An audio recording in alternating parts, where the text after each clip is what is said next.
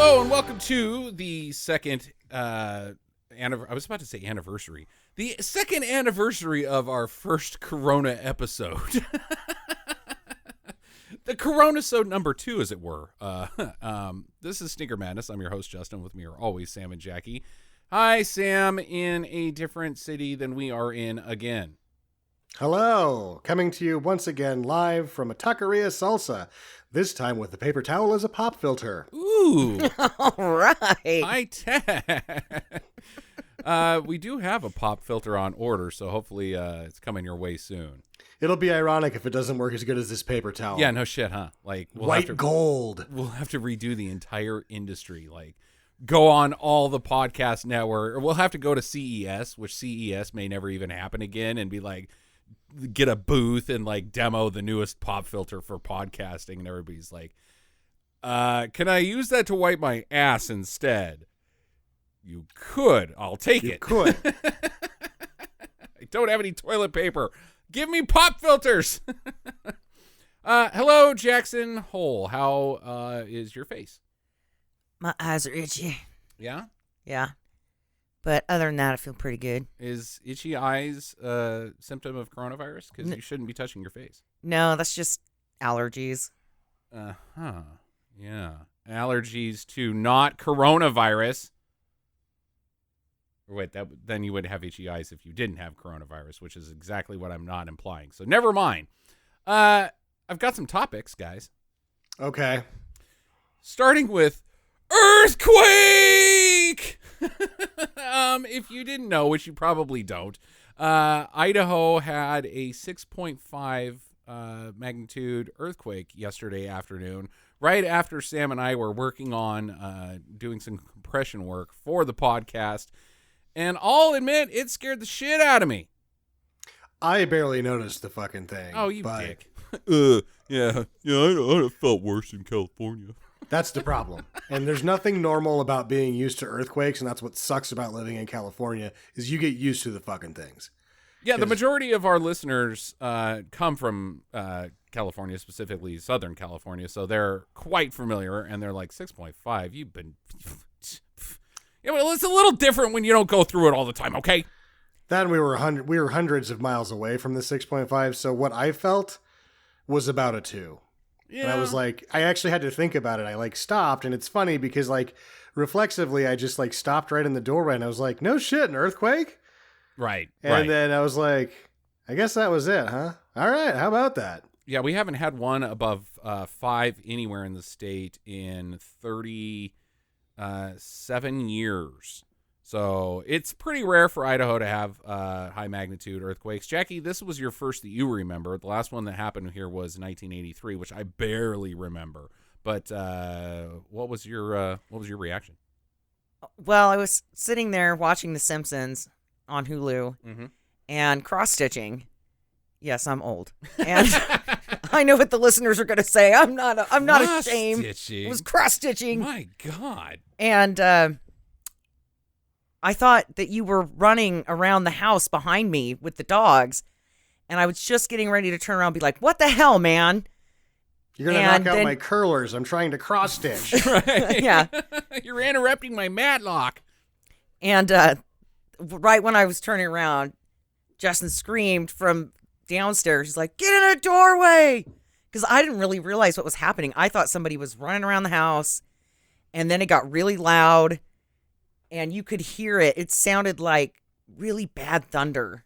Yeah, I thought it was the wind at first, but it was a weird experience. It wasn't sharp. It was very wavy, and the house just kept being wavy. Like, it wasn't like shaking. It was just like you were on a boat. Yeah, it's sea legs, and your boat was your house. It was really weird. It was disconcerting, and then I kept feeling it. Like, I wasn't sure if they were aftershocks. I don't know if anybody else goes through this, but like when we were in Hawaii, we would go snorkeling, and sometimes you go out a little bit too far and you get douched by waves pretty hard. You get that gentle rocking at first, and then all of a sudden you're rocking pretty hard, and then bam, you're suddenly knocked into your spouse, and you both have concussions. But you get back to shore, And like a couple hours later, you'd still feel like you were out snorkeling. I used to have the same experience when I'd go skiing. Sam, you ever have that like weird, like later you're still feeling like you're doing the your thing? equilibrium is off, and that's what happens right after an earthquake. It feels like it's going after it stopped. It's Right, even though common. it was only like 10 seconds. It wasn't even 10. Yeah, it It was one of the most minor earthquakes I've ever experienced. Oh, aren't you tough guy. just from the distance we were at, like, because I had to think, like, was that an earthquake? Yeah.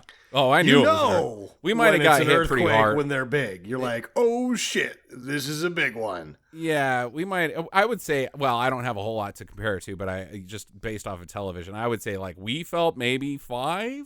Definitely not 6.5, but dude, this house was a rockin'. It was. You guys got it harder than I got it then, because Yeah. I had to like stop and go, is it? Yeah, I no, guess it was. It was moving. We went out today to like look at to see if our chimney was still like not cracked, and it wasn't, which was another weird thing. Like earthquakes just don't make sense. Like your whole property is moving. How is it still nothing broken? Like everything should be snapped. It doesn't make any sense. You're the foundation. Our foundation's as old as the last earthquake. Well, older actually. Like If you're by the epicenter and it's above a 7, that's when things have a chance to start cracking. right. That's also when you're like, this is definitely an earthquake. So It scared me a lot, and Yeah. it was very disconcerting because all I can think about was I didn't know what was happening. I didn't grab any dogs. They were all just yeah, they walking didn't even around, give a shit. and it scared me pretty bad. I drank a lot of cheap wine last night, and today I have the yellow shits. Yeah, the earthquake actually did damage one thing, the podcast, because today we were going to talk about the Three Amigos, because I finally got a copy of the Three Amigos on DVD for $4 on Amazon. Nice. In widescreen. And we were going to watch it last night, and then Jackie was too nerve-wracked to watch Three Amigos. I just can't do it. Not with these goddamn earthquakes. So instead, I've filled that gap with some earthquake trivia. But it's not pop quiz hot shot. We're just going to give you guys some fun facts about earthquakes. Oh, But I can make a pop quiz a little bit. What do you think was the largest recorded earthquake in the U.S.? What was the magnitude? Sam, since you seem to be the earthquake guy, go ahead and give us a guess. I've never heard anything above 8.1, but there probably is. Okay, Jackie? I'm going 9.5 on the Richter scale. Ooh, Sam wins according to Price is Right rules, but you were closest. It's a 9.2 Damn. that struck Prince William Sound, Alaska on Good Friday, March 1964. So not even that long ago. 9.2. But it's Alaska, so, nobody was up there to feel it. They were too busy getting drunk. Shitting Making in out with buckets. seals and Yeah. causing influenza C. Throwing rocks at Russia. You can see it from there. Right. What was the largest earthquake magnitude ever recorded in the world? 9.5 on the Richter scale. Okay, Sam? Yeah, why not? I'll just let her have that one. Oh, you buttholes. Yeah, it's a 9.5. Yes. Yeah. In Chile on May 22nd, 1960. So, man, the 60s were heavy with social changes and bullshit and George Wallace and then earthquakes. The earliest reported earthquake in California, give me a year. The earliest Isn't- recorded? In The California. Great San Francisco fires, is that the one that caused that? It is, if that's your guess, then that's what we'll go with. But I don't know what year that was. Okay. It was 1908. Jackie? 1892. 1892. You both have bankrupt in The Price is Right. It was 1769 by the exploring expedition of Gaspar de Portola, while the group was camping about 48 clicks away from L.A. He was taking a dump. It could have been taking a dump. He was. he was and like, it was like, "Earthquake!" those aren't beans. It's raccoon. That's definitely not my butt. It's the earth. He's like, what, guys? It wasn't me, okay? Here's where we get into scary things. And you guys, there's just no way you can guess this, but so these are just straight up fun facts. We'll make Jackie the winner of Pop Quiz Hot Shot this time with her one correct answer.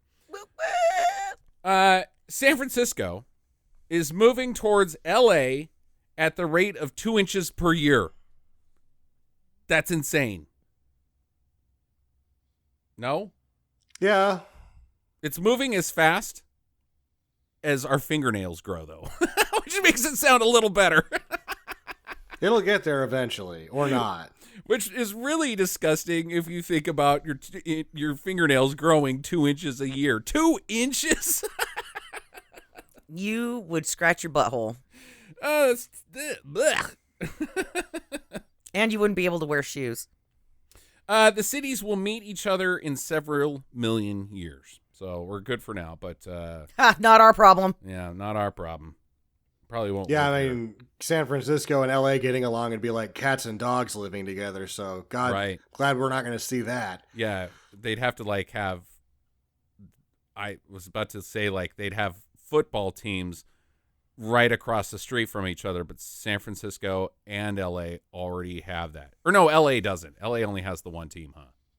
No, LA has two now, but San Francisco and Oakland no longer the Yeah, because Raiders are in Oakland moved. Vegas, Oh, but the Chargers and the Rams are now in LA. all right. If there's even going to be football, Uh, Tom Brady's Buccaneer career could end with a whimper rather than a broken hip. and then he could cross stitch. He might already cross stitch. He's pretty old. Yeah, He's as old as Jackie.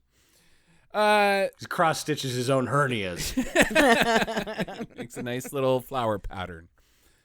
Actually, you know what? We could do another pop quiz on this one. How many earthquakes take place a year, including all, whether we can feel them or not, just recorded by instruments? Sam? 10,000. Jackie? 365. 365 earthquakes. Yes. Okay, 500,000. Wow, that's a lot. I should have just bid $1. Okay, how many of those can actually be felt? 200. Okay, 4,000. 100,000. My God. Wow. Okay, I'll give you a hint. This one's gonna bring it into your range. How many of those that can be felt actually cause damage each year? 150. 75. Sam wins with 100. 100 is Damn the it. correct answer. And last but not least, I'm going to give you guys just one here. The deadliest earthquake ever struck January 23rd, 1556 in Shanxi, China. Give me an estimate on how many people died. Jackie? What year is this again? 1556 in China. Okay. 0. Okay, Sammy? 4,000. 830,000. Oh, Price is Right. Jesus rules. Christ. Jesus What? Christ is right. What were they So doing they've just been that thick with the people this whole time. this whole damn time? Like, that's crazy. 830,000 people. How many people did Krakatoa kill? Like 50,000 or some shit like that? Yeah, I don't know what Pompeii wasn't more than like 50,000, was it? Right. I don't know. I don't know any of these numbers. Yeah, well, nobody lived on Earth, but who was even in that movie? I can't even remember. Was it Orlando Bloom? Pompeii? Yeah. The guy from what's his face? Black. What was his name from Game of Thrones? Kit Harington? He was in Kit Pompeii. Harington was in it. That's right. Yeah. Yeah. Okay. All right. There's your earthquake trivia. I've got some other news. My back is out, and I'm gonna go ahead and blame Carolyn Baskin for it. It's that damn Okay. Carolyn Baskin's fault.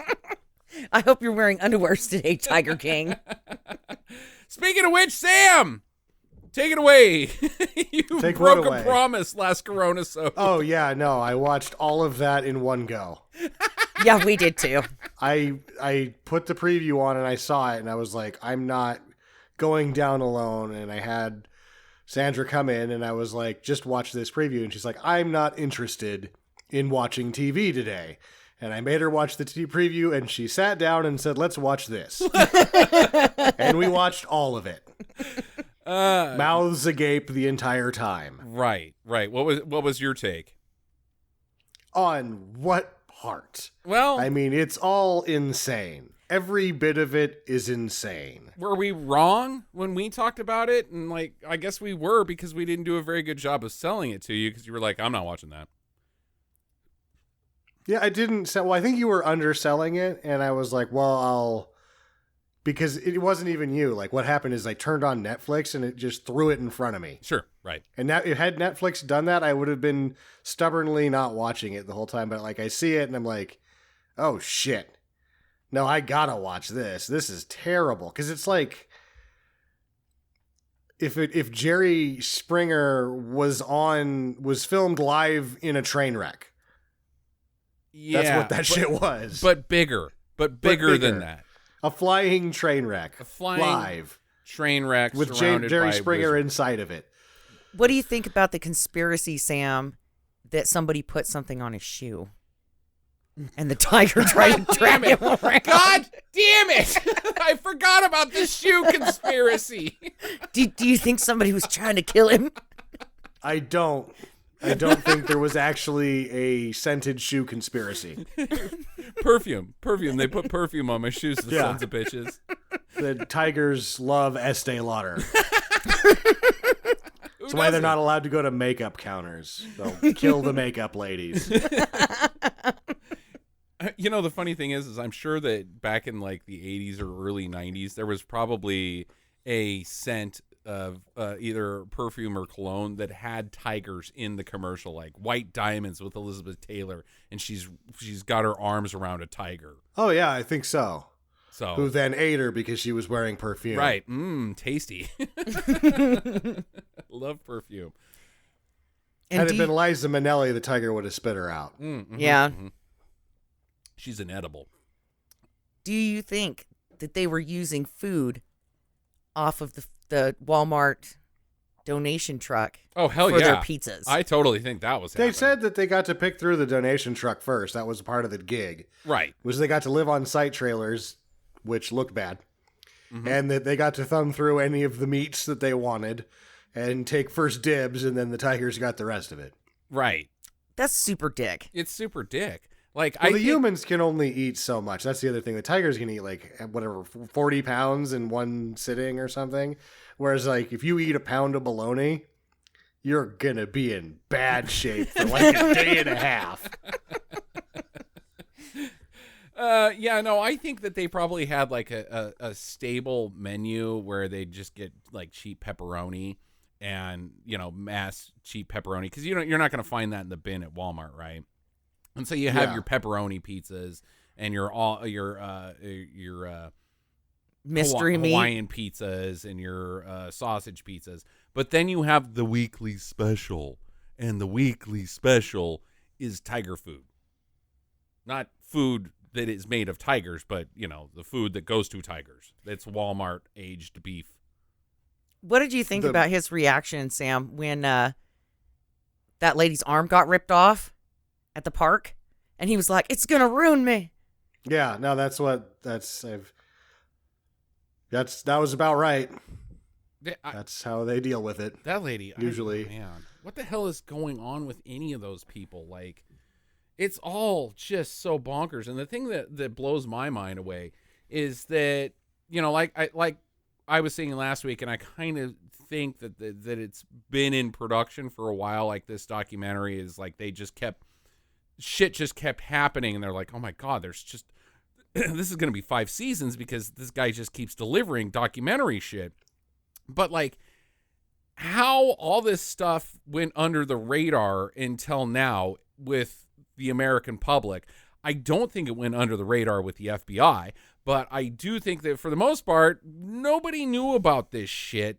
Like, this is like there's Hollywood struggling for ideas, and here you go. Like you can't write this shit. You can't write this shit. And how does something like this survive? Because of the conundrum that it exists in. These two guys, Antle and the Tiger King, Joe Exotic, Right.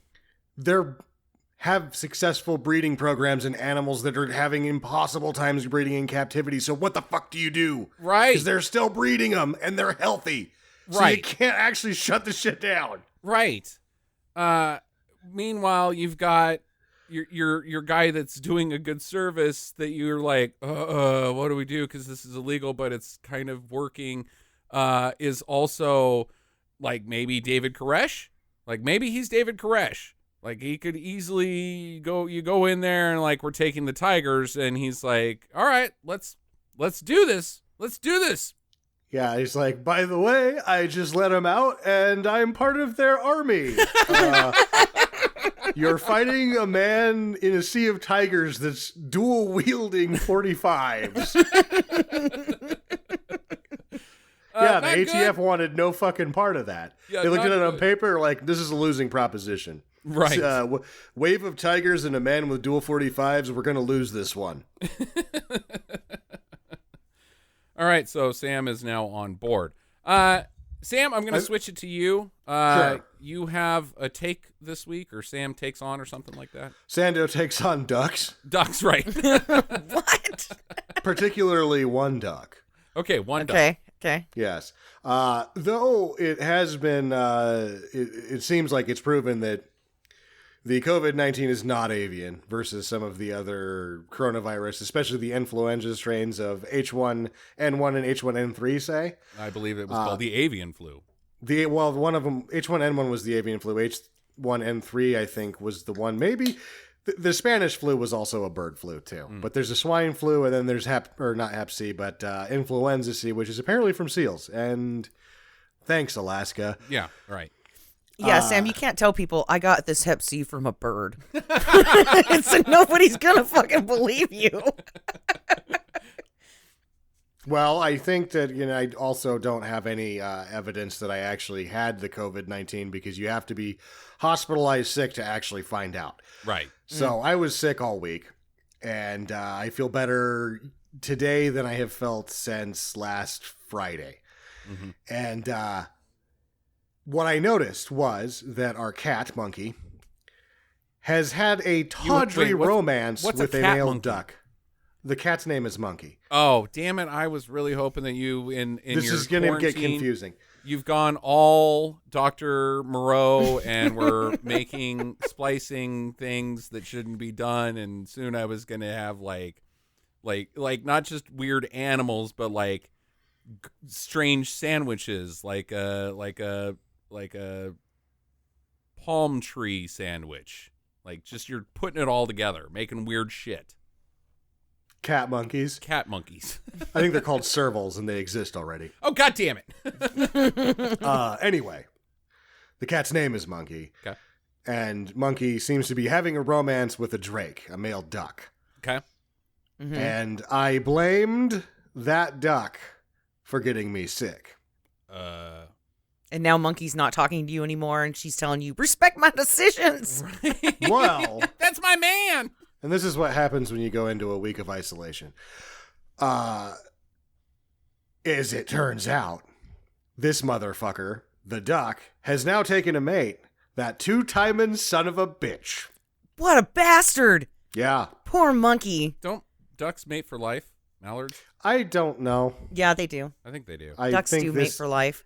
duck gave me the sniffles Huh. and So a fever. So let me see if I can piece this together. I'm gonna put on my Robert Stack hat, and You gotta talk in the voice, too. I can't. He's too good.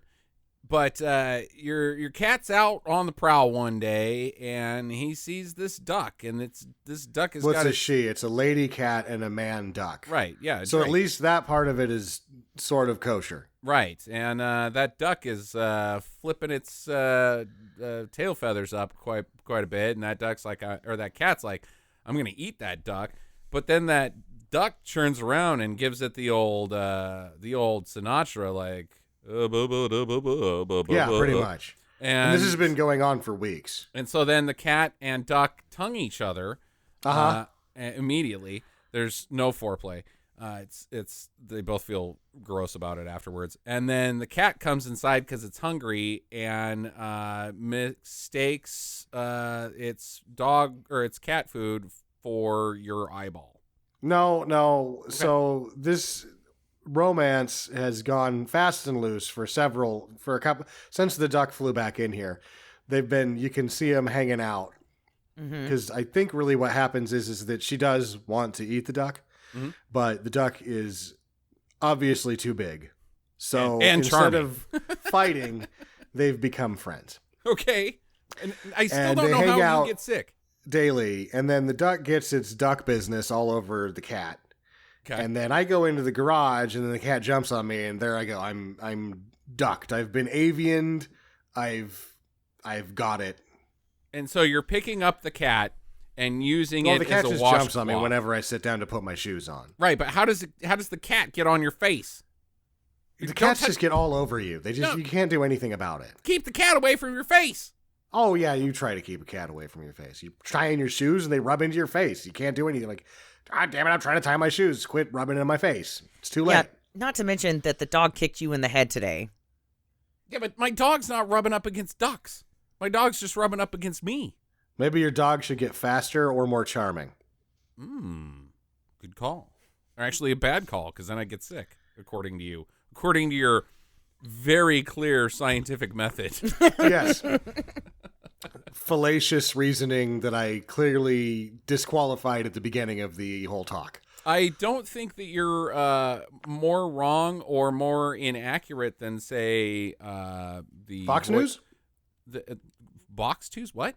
Fox News? Breitbart? Oh, yeah. I was going to say the voice of the nation, the president, who is probably less accurate about how COVID is spread than you are. So, okay, I'll take it. You know, don't have your cat touch your face because you don't know where that cat's been. Yeah, quit sniffing cat butts. Yeah. On the next, for the next thing to not do besides touching your face or licking each other in public, keep your cat away from ducks because, I tell you what, it's no picnic. I blame Carol Baskin. I got some follow-up COVID news for you on that, Sam. Sure. I've got the weekly takes at the box office this last week. $8. $5,179. That's surprising that even that many people went. I don't know why the theaters didn't just shut I've got it your down. answer. Drive-throughs. That's Drive-ins. Yeah, Oh. no, you drive through. You just say, "Hey, look, it's the new Star Wars," and then you just keep going. You just hand them some money and you just keep going. Yeah, drive-ins. Thank you, Jackie. That's where I think the money is coming from. Is those are still open, so we now know what the hot take is for drive-ins on a medium traffic week is. All of America pulls in five Gs in drive-in traffic. That's not very much. It's not good. No, and I think the drive-in by me is actually closed. Oh, really? Why would they do that? That I sucks. think that the Caldwell one closed. Huh. Most of Caldwell shut down. Yeah.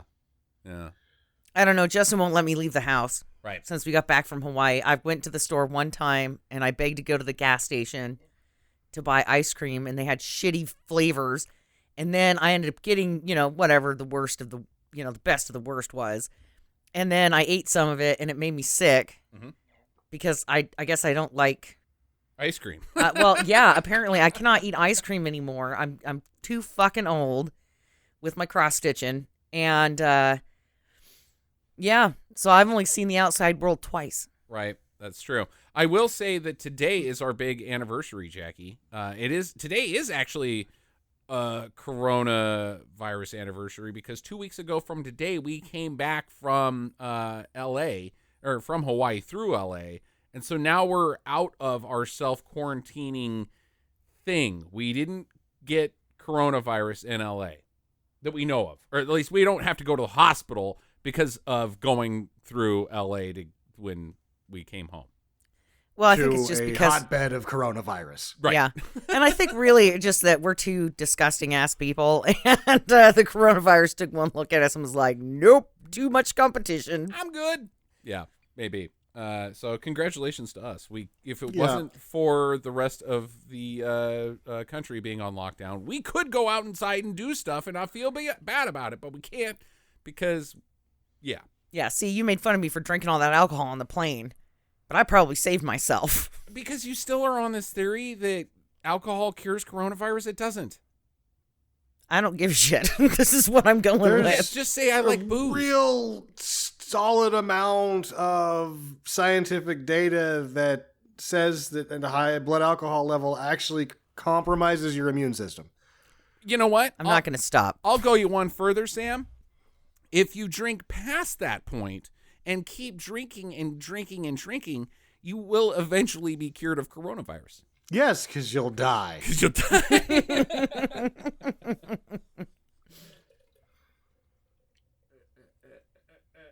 Just gotta take up my beer.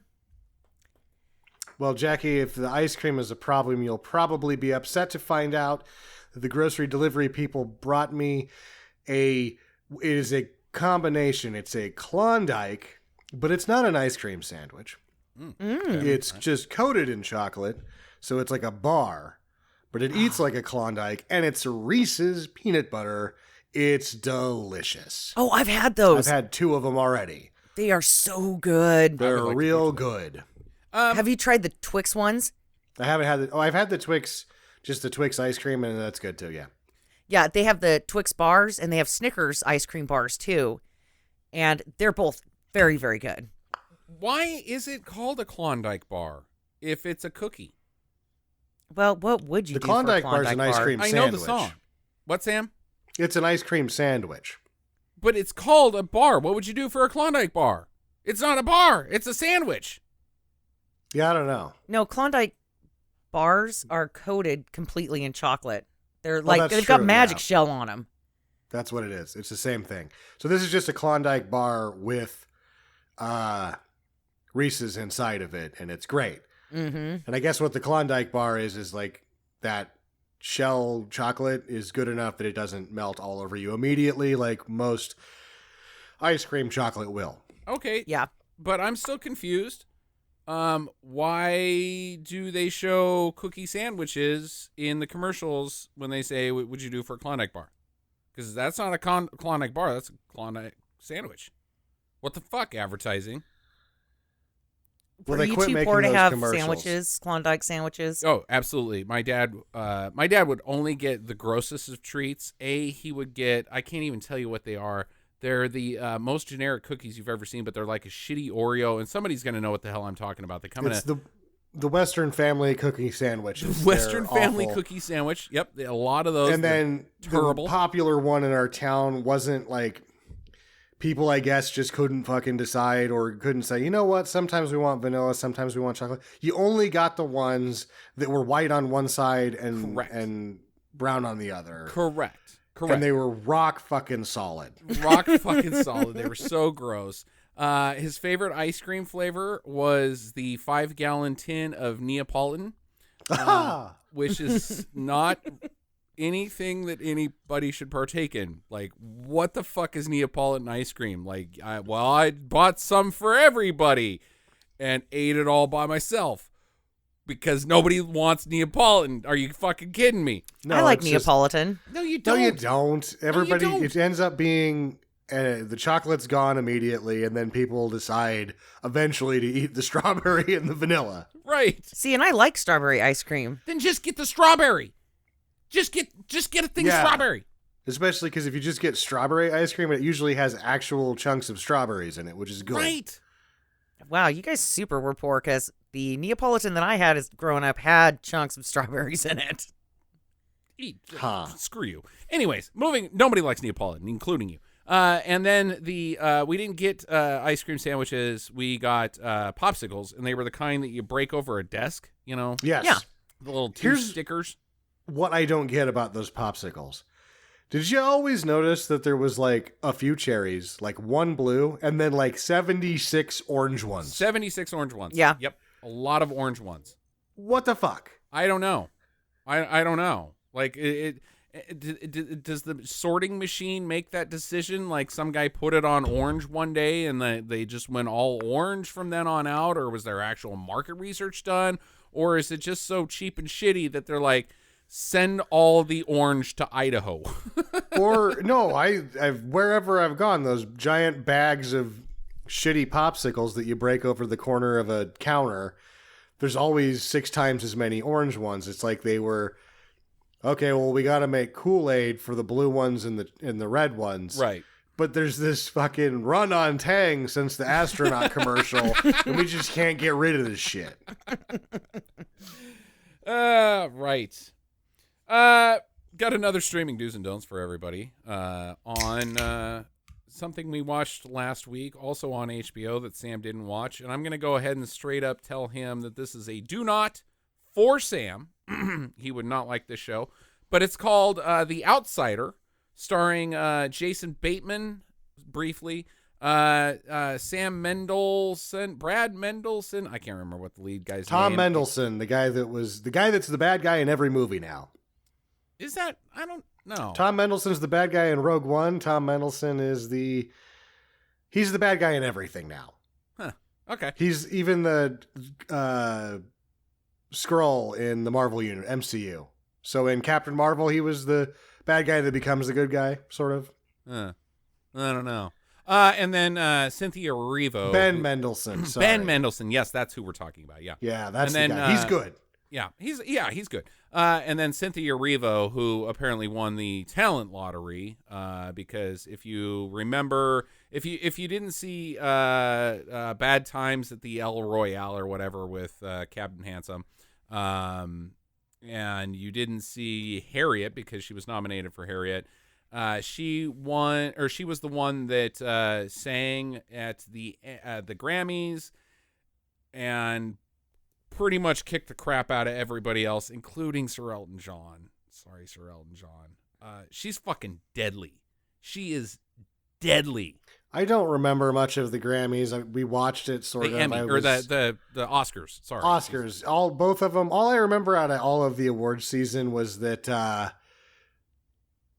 was it Usher tried to do a Prince song. Dude, and fucking blew it. What the fuck are we talking about Usher for right now?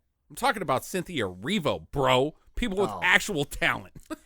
I don't know. The only thing I can really remember about the Oscars was Eminem getting up there and singing that song. Eminem was Trying good to get too. bleeped as much as he possibly could. Yeah, he was good too. I was actually pretty pumped. The older I get, the more I like Eminem, and I'm like, what the fuck is happening? Because you only got one shot. All right, yeah. Yeah. Yeah, okay.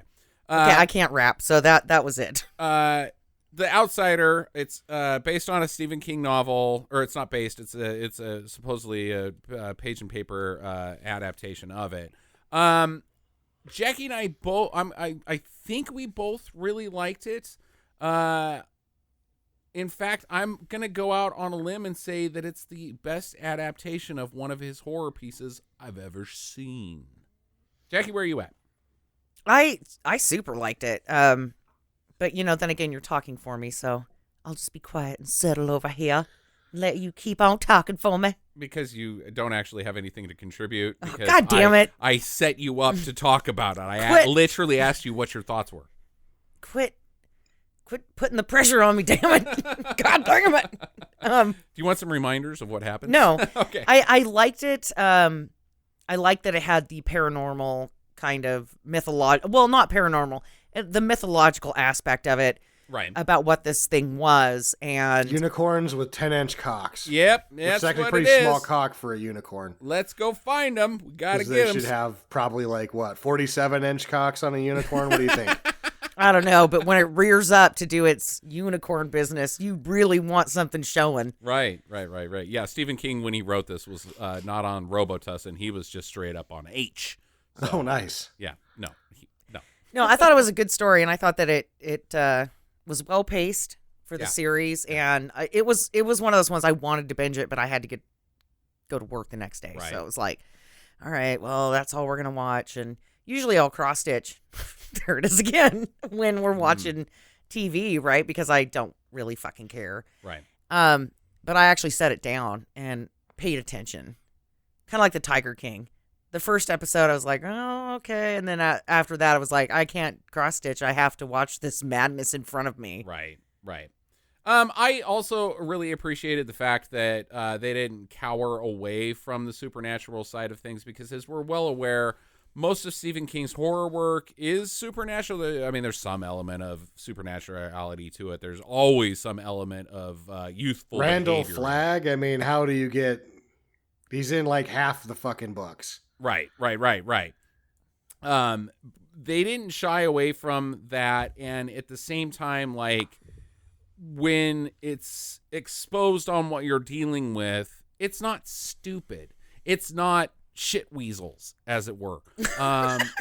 You know what I mean? I mean, obviously we all What know about the shit weasels. weasels, Lenny? Yeah, right.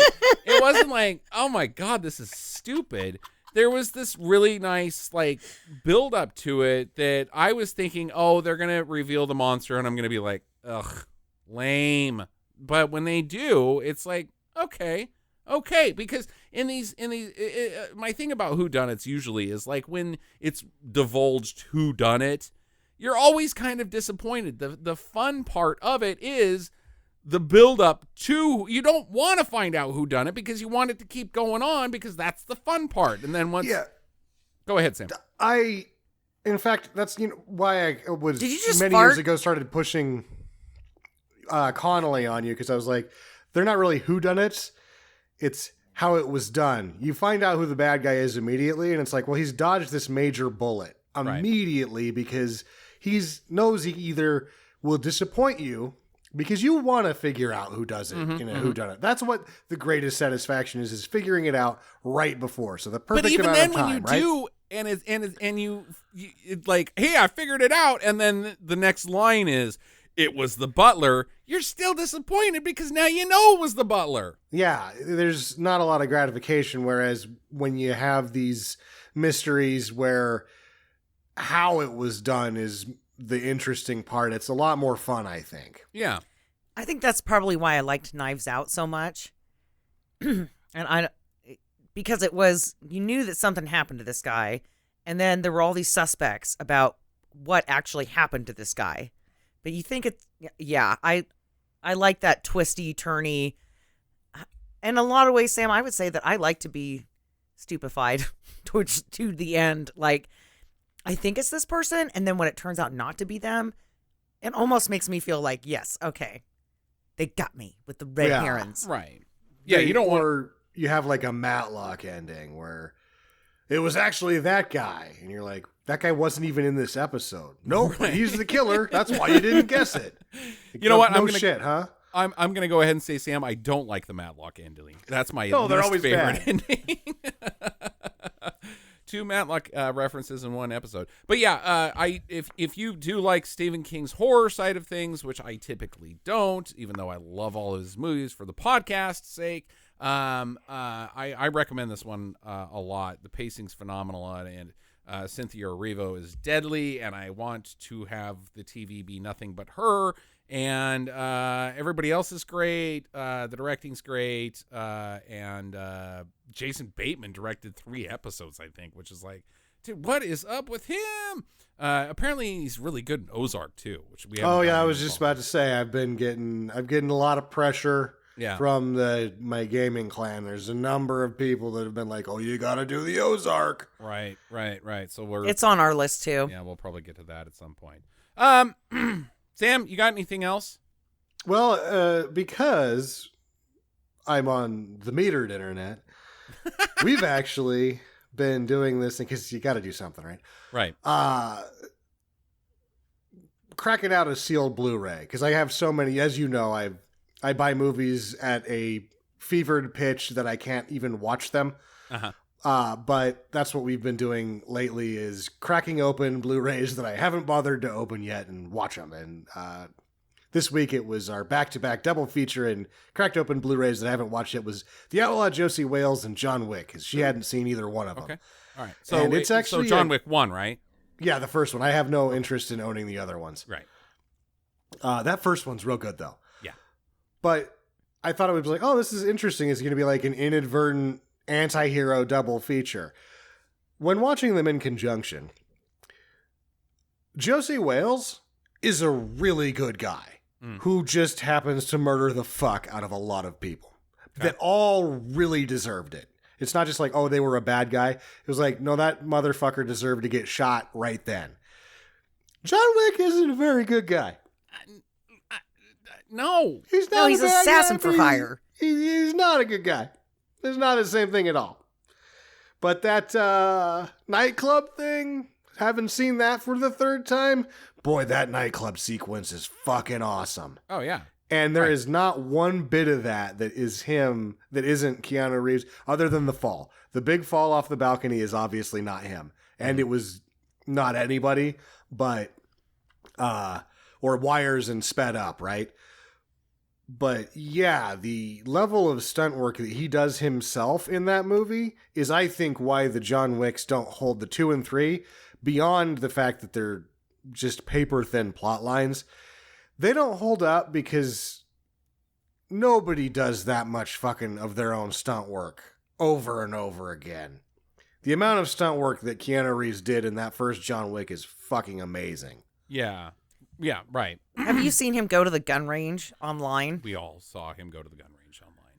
It was amazing. Yeah. Like, I thought it's a movie. They can just make the effects. But he fucking nails it. Yeah. No. He did all of his own driving, and you can't do any of the shots without it. Like, that's the other thing that happened after John Wick, is watch that 1 second. Even though if you've never seen The Outlaw Josie Wales, it's not considered among the masterpieces of Clint Eastwood because it happened so much earlier than those that are considered his masterpieces. Mm-hmm. It is one of his best films that he ever directed. Yeah, I believe it or not, I've only seen bits and pieces of Josie Wales. I did watch Fistful of Dollars and A Few Dollars More back to back about 15 years ago, but I've only seen clips. Well, those were Sergio Leone. Yeah, right. Clint Eastwood directed The Outlaw Josie Wales. Oh, okay, all right. In '76. He also and he was on point. Bronco Billy. And Firefox. Right.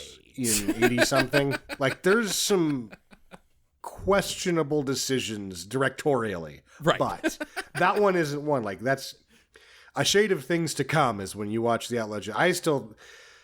I think his best movie is Mystic River. I just don't ever want to watch it again because of how horrible it made me feel. I agree with that. But I think I've number ever 2 seen is that. The Outlaw Josie Wales, even though other people would say one of the other 5 quote-unquote masterpieces. Yeah, Mystic River's pretty tough stuff. We'll have to break that down at some point because I used to be so hard on Clint Eastwood's directorial stuff after $1 Million Baby, and I need to revisit all those ones that I loved so much because I only saw Sansa Iwo Jima the one time, and I would like to go back and watch that because I remember that one being the one that I was like, holy shit, this is a good movie.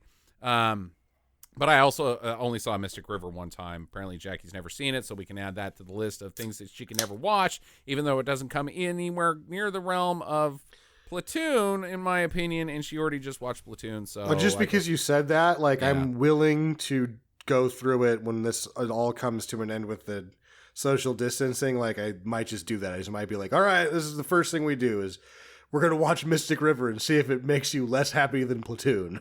Right. Which is... Because I've seen Platoon multiple times, and I'm fucking afraid to watch that one a second time. Can we have a pizza party while we do it? Because that always makes things a little nicer. Yak up pizza due to uncomfort.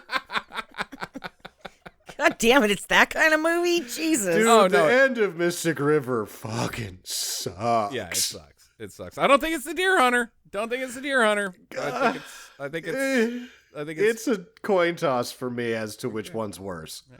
All right. Moving on, we've got one last thing to address. Another streaming do's and don't, and another follow-up to last week's episode.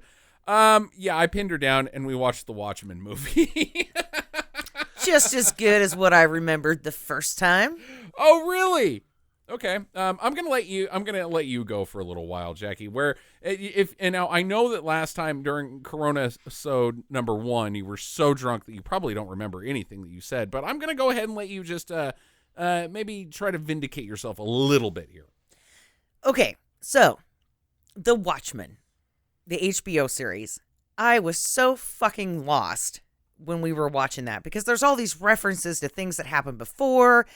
And they try to kind of tie it in, but I'm lost as fuck. I don't give a shit about any of these characters. I have no idea what the fuck is going on. And then I go back and watch the movie with Justin this week.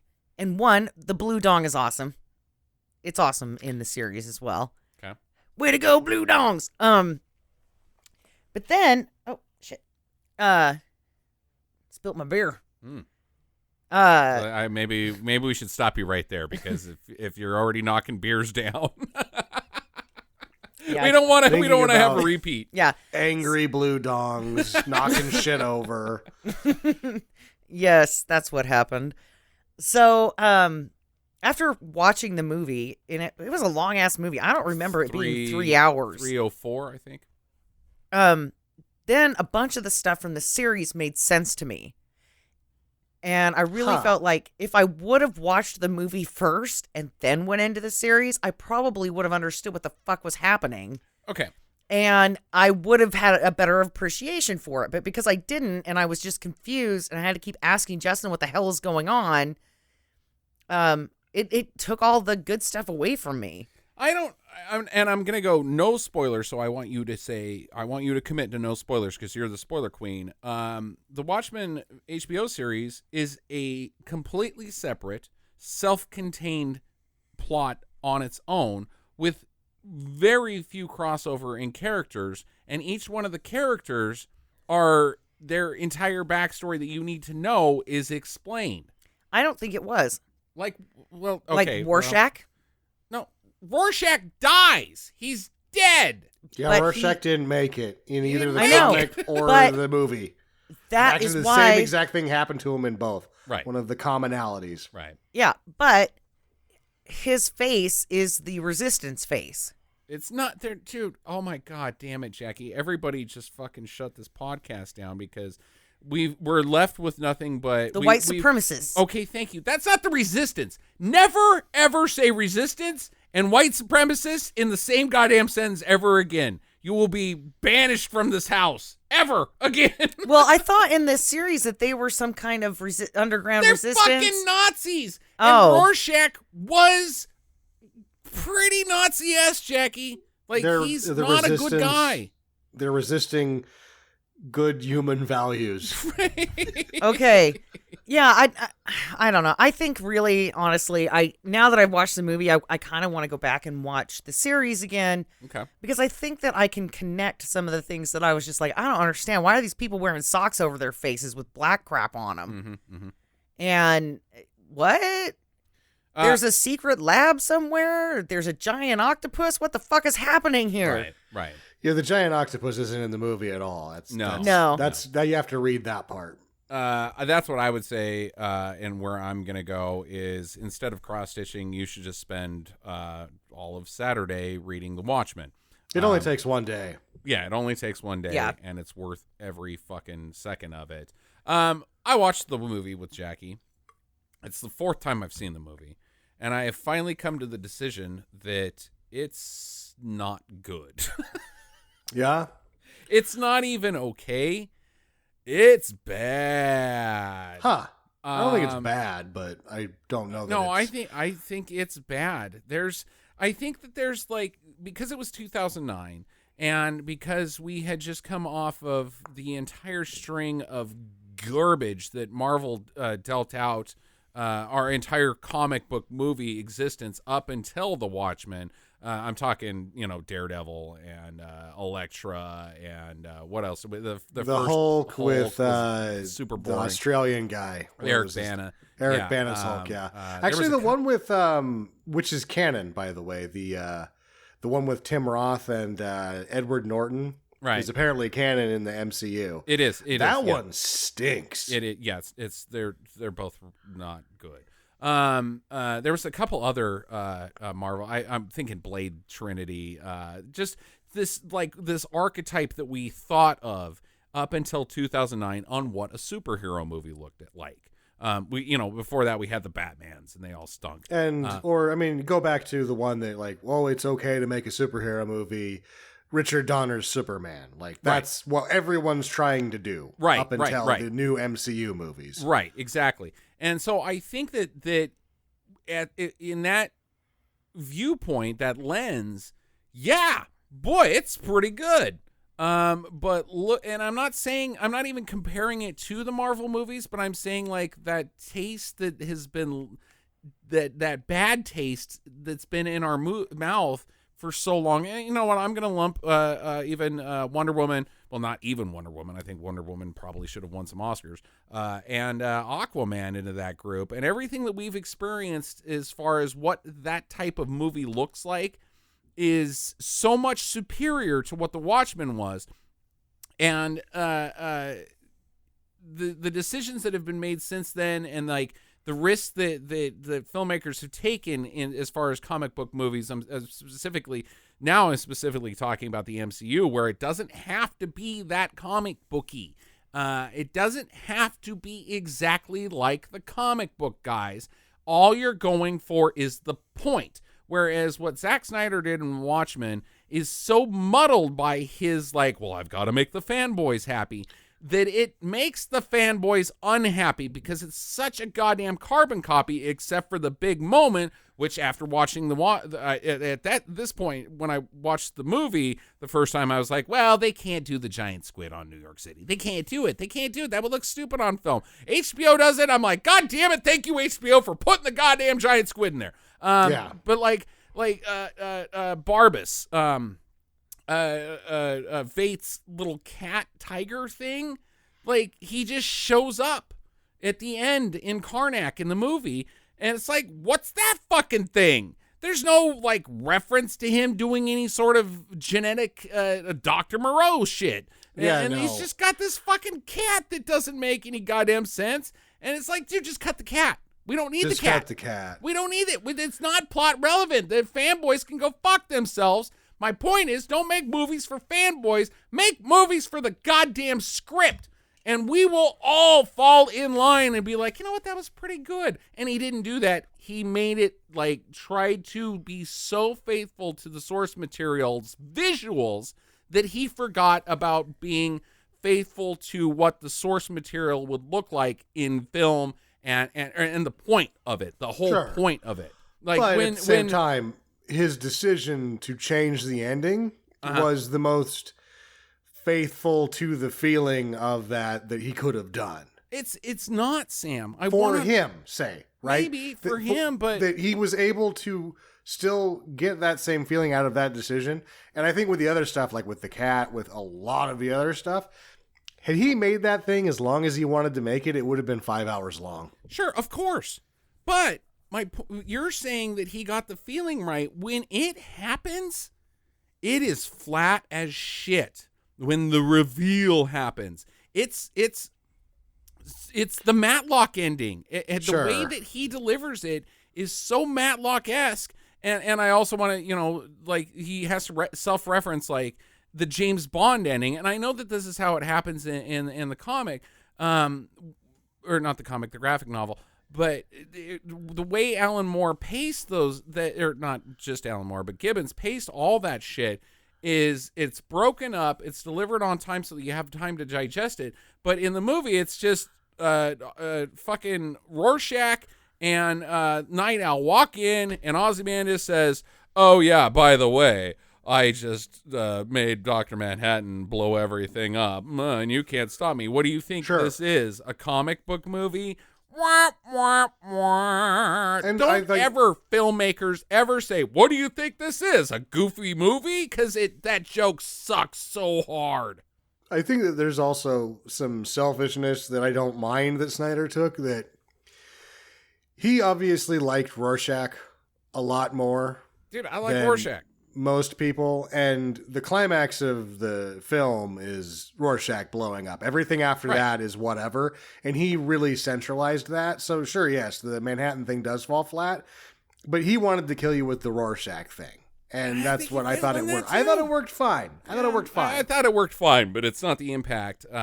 But Jackie and I both agreed that like the two takeaways, and you're absolutely right, is that in the graphic novel, it's the comedian and Rorschach. Those are the two characters that you're like globbed onto.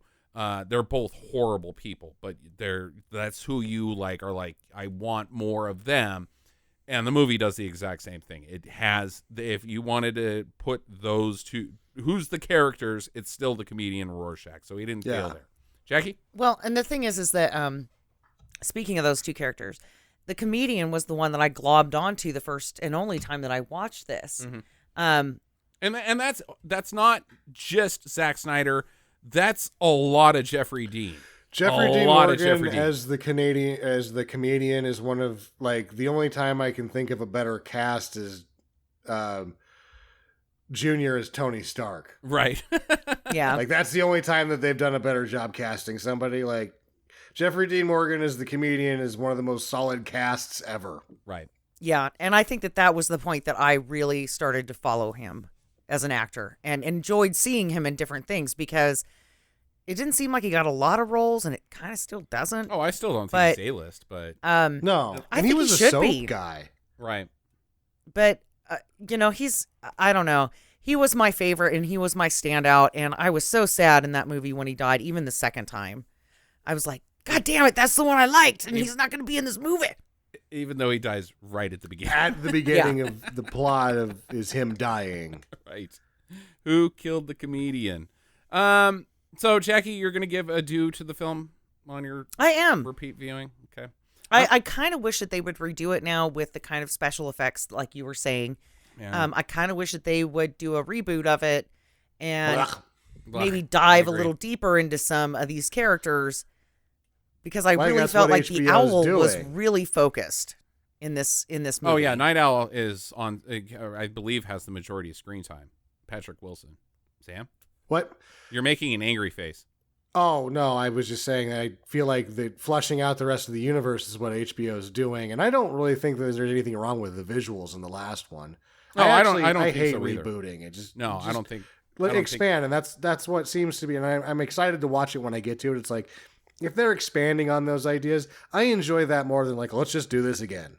Yeah, I'd rather have a time machine and go back and hand the keys to somebody who isn't Zack Snyder and whoever was running the DC shop at that point in time. I'd rather hold off. Like, dude, we don't need Watchmen right now, guys. 2009's not the time. Let's give it another 10, 15 years. Then let's make the Watchmen. But then maybe we wouldn't be in the position we were in. We're fiddling with time. It's a time heist. Time heist. Time travel. But I love that. There was a time heist in the last Marvel movie. I know, that's what the joke I'm making is. Yeah. The Hulk makes baby Ant-Man is like time travel. What's stupider than time travel? Heisting time travel. Let's fucking do it. Because we At painted least they're doing ourselves it to into a save the nasty world. fucking corner here. You're wanting to time travel to bang ladies, and I'm wanting to time travel to tell somebody to not make a movie. But The conundrum of me using time travel to bang ladies is I end up having sex with my own mom, just like in Time Rider. Right. Gross.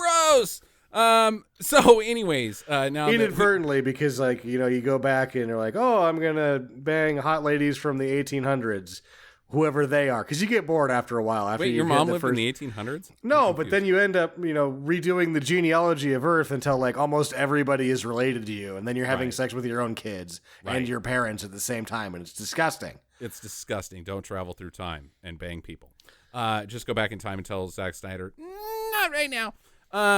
But yeah, I don't want to we don't need a reboot, in my opinion. It's not time for that. We need to do what HBO is doing and stick with that for about 5 seasons until they have the dragons burn down King's Landing and everybody gets mad.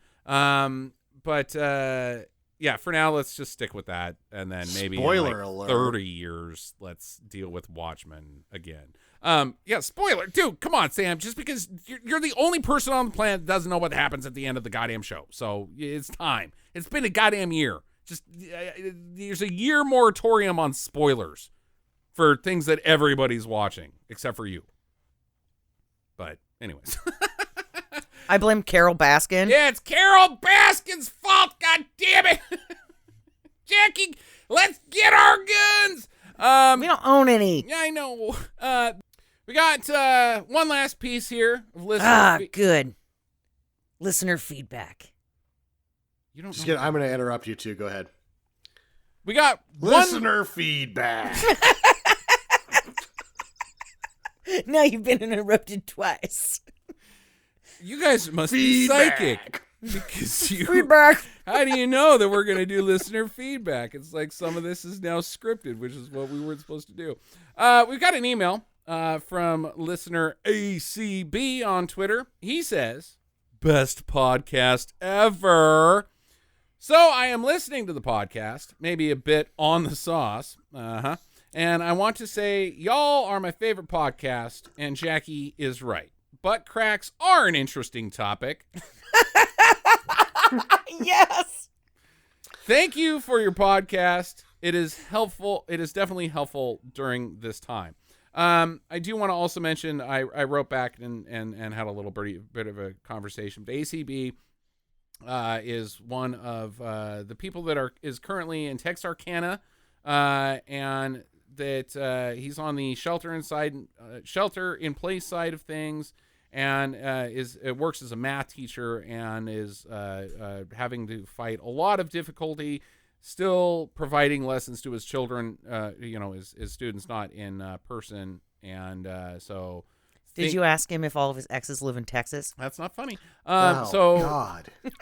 So thank you to ACB for still doing the good Godspeed fight. and keep up the fight. Yeah. A lot of people aren't getting the praise that say the doctors and nurses who are dying in hospitals are getting right now. There's lots of people in the chain as well, and our teachers and faculty members should always be thanked for everything that they're still doing, because once this is over, we still need to have an education system, and that system cannot fall apart right now. It has to keep chugging, period. Yeah, absolutely. And then it also just needs to learn from, like, what are the strengths of all of a sudden having some of this not in the classroom? Right. Where is, like, because I think some of it's going to come out that some students need accelerated learning, and they're going to find this out that they can actually go ahead faster in this sort of environment. But the bulk of people still need public school. Right. So, yeah. Well, And I should right probably... now in this current environment, it's like you're either a doctor or you're a hero, or you're a grocery delivery person and you're a hero. Right. But there's no in between. They're right. Yeah, and they're actually, And there's plenty of other people. Whereas, like, everybody but Jackie in this podcast really is kind of expendable at this point in time. Again, Sam makes signs and he can church them up as much as he I wants. haven't done anything in a week. Right, there you go. And the world is still turning. My job is to make silly podcasts. So And However, I am if an I go down all the instructional... way, just let me see. Then you tell me how easy it is to find the bathroom, motherfucker. right. And I'm an instructional designer. So if you are out there like ACB and you are trying to teach your online classes and you need some help, email us at stinkermadness.com. And I know that it sounds kind of There's messed more up. emails than 6 ever. years and she doesn't know the email address. What is the email address? talk@stinkermadness.com. Oh, who the hell made that? Email Stupid. us at Stinker Madness. Okay, just Brr. email at Stinker Madness. So Just say go it out again. onto a tall rock and yell, "Stinker Madness, help me!" Yeah, that's how Jesus did it.